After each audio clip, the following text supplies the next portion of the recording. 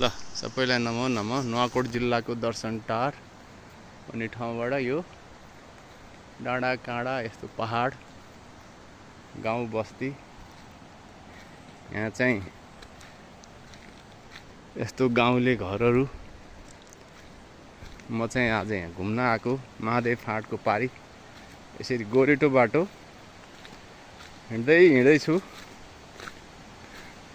अनि यहाँ अलिकति पर त्रिशुली नदी छ। त्रिशुली नदीमा झोलुङ्गे पुल रहेछ। अनि हजुर कहाँ जान लाग्नु भयो त?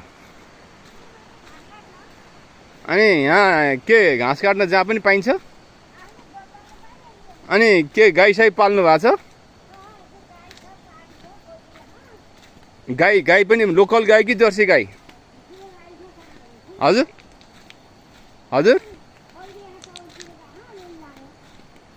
ए यो पनि दर्शन टारै पर्छ यो? ए गाउँ कति ठुलो छ यता? ए ए ए ए ए ए अनि कहाँ गएर आउनु भयो?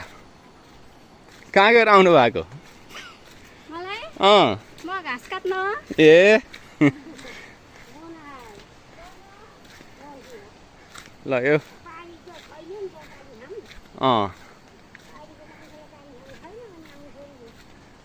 अनि यहाँ तिल रोपाइ रहेछ है।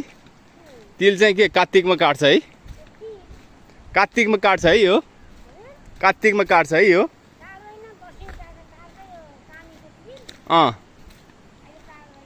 ए